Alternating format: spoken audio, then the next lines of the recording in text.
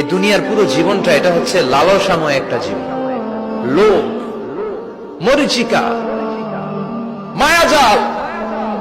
এই মায়াজালে আমরা আটকে আছি, ফলে মৃত্যুর কথা আমরা ভুলে গিয়েছি। পাগলের মতো ছুটছি, আরো টাকা লাগবে, আরো খ্যাতি লাগবে, আরো যশ লাগবে, আরো দাপট লাগবে আমার। এত টাকা দিয়ে কি হবে? এত সম্পদ দিয়ে কি হবে? এত ব্যস্ততা দিয়ে কি হবে তোমার? স্টপ, থামুন, অনেক হয়েছে। আম্মা থামুন, take a rest, take a breath and think about death. Think that you have to go back to your Lord. একটু বসেন না, একটু ভাবেন যে আমাকে চলে যেতে হবে, চলে যেতে হবে। এই কোলাহল, এই ব্যস্ততা, এগুলো থাকবে, থাকবো না আমি। সাইয়েদনা ওমর ফারুক বলেছেন, মুতু ক্বাবলা আন তামুতু, মরার আগে একবার মরো। হাসিবু ক্বাবলা আন তুহাসাবু আলাইকুম, তোমার হিসাব নেওয়ার আগে তুমি একবার নিজের হিসাবটা করো না। কাগজ বের করে একটু লিখো না কি কি ভালো কাজ করছিলা, যেগুলো দিয়ে নাজাতের ওসিলা হতে পারে। 1 2 3, আর কি কি আকাম কুকাম করছো দেখো না, লিখে দেখো তোমার অবস্থাটা কি। মরার আগে একবার মরো। মরার আগে খাটের মধ্যে শুয়ে শটান করে চোখ বন্ধ করে একবার মরার ভান করে দেখেন কেমন লাগে। চোখটা বন্ধ করেন আর ভাবেন আপনি নাই, কি কি হতে পারে ভাবেন।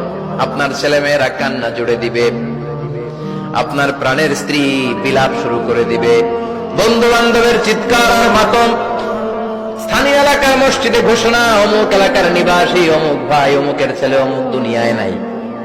সব আত্মীয়রা চলে আসবে, ফেসবুকে স্ট্যাটাস দেয়া হবে, সবাই সবাইকে জানাবে বিকাল 4টায় অমুক হাই স্কুল ময়দানে আপনার জানাজা।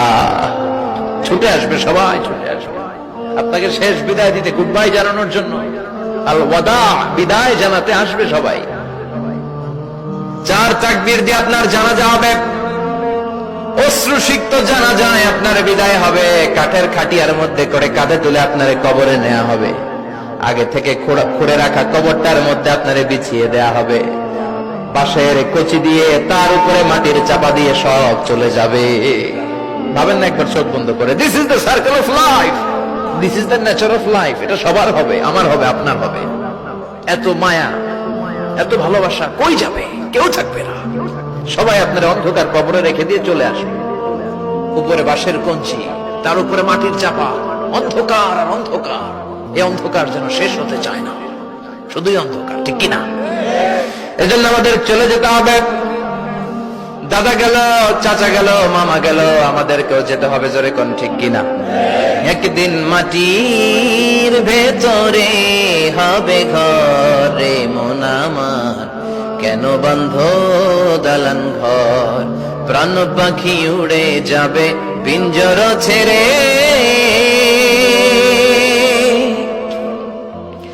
ধরা ধামে সবই রবে, তুমি যাবে চলে। বন্ধু বান্ধব যত, মাতা পিতা দ্বারা সুত, সবই হবে তোমার পরে। মন আমার কেন বন্ধ দালান ঘর, একদিন মাটির ভেতরে হবে ঘরে মন আমার, কেন বন্ধ দালান ঘর, ঠিক কিনা? সব করে থাকবে, চলে যেতে হবে আমাদেরকে। এজন্য আখিরাতের কথা যেন আমাদের স্মরণ হয়। বিশ্বনবী বলতেন, নাহাইতুকুম আন জিয়ারাতিল কুবুর, আমি তোমাদেরকে কবর জিয়ারত করতে আগে নিষেধ করতাম, কিন্তু এখন নিষেধাজ্ঞা প্রত্যাহার করে নিলাম। এখন সব সময় তোমরা কবরের সামনে যাবা আর জিয়ারত করবা। কবরস্থানে জানতো বড়ুয়া কৃষ্ণপুরের এই গ্রামের কবরস্থান আছে কোন দিকে? পূর্ব দিকে আছে, গোখরার জলের ওদিকে। যান আপনারা, একটু যাবেন, একটু গেলে আখিরাতের কথাটা স্মরণ হবে। ওখানে ছোট শিশুরা শুয়ে আছে, কিশোর যুবকরা আছে, আপনার মতো তাগড়া যুবক, মুরব্বীরা আছে। এরা এই এলাকায় থাকতো, এরা আকাশ থেকে নেমে আসে না, এই এলাকার সন্তান, আজ নাই। একটা সার্টেন পিরিয়ড শেষে আপনিও থাকবেন না। This is the nature of life, this is the circle of life. ছোট্ট শিশু হয়ে এসেছিলেন, শৈশব, কৈশোর, যৌবন, প্রৌঢ়ত্ব। আগে ছিলেন সিঙ্গেল, বিয়ে করে হয়ে গেলেন ডবল। এরপরে আল্লাহ আপনাকে একটা মেয়ে দিল, এরপরে মেয়েকে বিয়ে দিয়ে শ্বশুর হলেন, এরপরে ওই মেয়ের ঘরে সন্তান হতে নানা হলেন। আর কতদিন? অনেক দিন হলো তো, অনেক লম্বা সময় পেয়েছেন আপনি। Think about that. এবার যাওয়ার কথা ভাবেন, আখিরাতের সামানের কথা ভাবেন, ফিরে যেতে হবে। কি শক্তিশালী যুবক, বার্ধক্য চলে আসলে লাঠি ছাড়া চলতে পারে না। কুচকুচে কালো দাড়ি সাদা হয়ে যায়, দাড়ির শুভ্রতা, বয়সের ভার, রং ধরা যৌবন জং ধরে শেষ, ঠিক কিনা? This is the circle of life. যুবক ভাইরা, এটাই জীবন, চলে যেতে হবে, কেউ থাকতে পারবে না, ঠিক কিনা? এটা রিমাইন্ডার আল্লাহ এই সূরার ভেতরে দিয়েছে যে তোমাদেরকে ফিরে যেতে হবে, এই লোভ লালসা ছেড়ে দাও। রব্বুল আলামিন বলেন, আল্হাকুমুত তাকাসুর হাত্তা যুরতুমুল মাকাবির। ও গোলাম, দুনিয়ার সম্পদ, লোভ লালসা তোদেরকে পাগল বানিয়ে দিয়েছে। এই লোভ পাগলামি কোনোদিন তোদের থামবে না যতদিন না তোরা কবরে ঢুকবি, ঠিক কিনা? কার কথা? আল্লাহ বললেন, দুনিয়ার সম্পদ আর লোভ আর মোহে তোমরা গাফেল হয়ে গিয়েছো। আখিরাতের কথা বেমালুম তোমরা ভুলে গিয়েছো, কিন্তু আখিরাতে তোমাদের যেতেই হবে, কবরের বাড়িতে তোমাদের ঢুকতেই হবে, ঠিক কিনা? যেতেই হবে, আমরা ভুলে যাই। আলহাকুমুত তাকাসুর, অতিরিক্ত পাওয়ার লোভ, বেশি বেশি খাওয়ার লোভ, বেশি বেশি জমানোর লোভ মানুষকে গাফেল বানিয়ে দিয়েছে। এটা মানুষের স্বভাব, আরো চাই আরো চাই, এই স্বভাবটা আছে না নাই?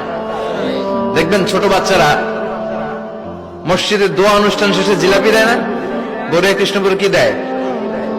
আগে বাতাসা দিত না, এখন কি দেয়?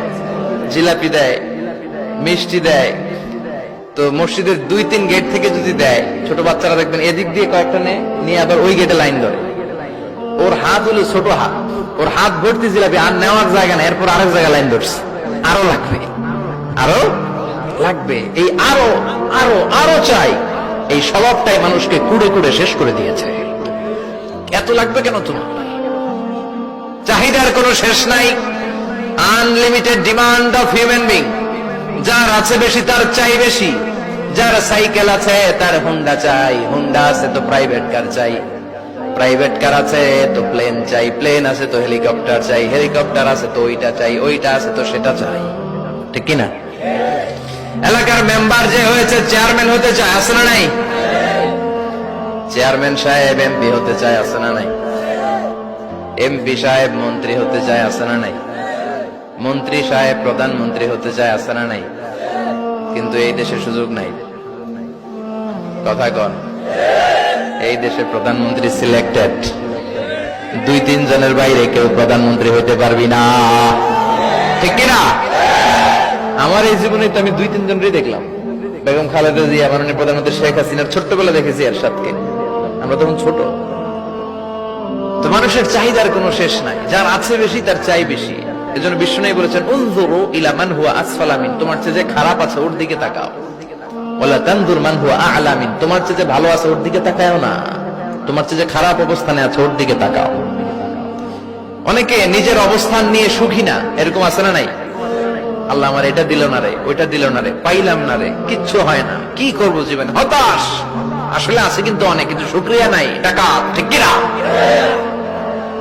নিজের অবস্থান নিয়ে সুখী না, কিন্তু অনেক লোক আছে তারা আপনার অবস্থানে পৌঁছতে চায়। তাদের দিকে তাকিয়ে দেখেন, আপনি যে অবস্থানে আছেন এই অবস্থানে পৌঁছাটা অনেকের কাছে স্বপ্ন। তারা প্রতিনিয়ত সংগ্রাম আর স্ট্রাগল করে যাচ্ছে আপনার অবস্থানে পৌঁছতে, আর আপনি এটা নিয়ে সন্তুষ্ট না। শেখ সাদির নাম শুনেছেন? বালাগাল উলা কাশাফাত দুজা, এই কবিতাটার রচয়িতা ইরানের বিখ্যাত এক কবি। উনি একবার আর্থিক সমস্যার মধ্যে দিয়ে সময় কাটাচ্ছেন, টাকা নাই, পয়সা নাই, পায়ে দেওয়ার মতো জুতা নাই। উনি খুব দুঃখ পেলেন, হায় রে, আমি ইরানের এত বড় কবি, আমার পায়ে দেওয়ার মতো জুতা নাই। দুঃখ ভরা মন নিয়ে রাস্তায় হাঁটতে বেরোলেন। হাঁটতে হাঁটতে হঠাৎ দেখলেন একটা লোক শুয়ে শুয়ে কাঁদছে, ওই লোকটার 2টা পাই নাই, পাই নাই। উনি সেজদায় পড়ে গেলেন, আল্লাহর কাছে ক্ষমা চাইলেন, আল্লাহ অনেক দিয়েছো, শুকর আলহামদুলিল্লাহ। এজন্য যেই পরিস্থিতিতেই থাকি না কেন আমরা কি পড়বো? জোরে বলেন, কি পড়বো? এজন্য আল কানাতু মিনাল ইসলাম, অল্পে তুষ্ট থাকার নাম হলো ইসলাম। সম্পদ লাগবে কিন্তু সম্পদের পাহাড় লাগবে না, ঠিক কিনা? অল্প খান, অল্প পড়েন, অল্প জামান, অল্পের ভেতরে বরকত ঢুকাইয়া দিছে কে? দেখবেন যাদের সম্পদ অল্প তারা সুখী বেশি। জরিপে এটা দেখা গিয়েছে, অনেক সার্ভেতে এটা এসেছে, যারা সম্পদশালী এরা দুঃখী বেশি, এদের দুঃখ বেশি, টেনশন বেশি। খুব স্বাভাবিক, টাকা যার বেশি রোগ তার বেশি, টাকা যার বেশি টেনশন তার বেশি, টাকা যার বেশি ঘরে শান্তি তার কম।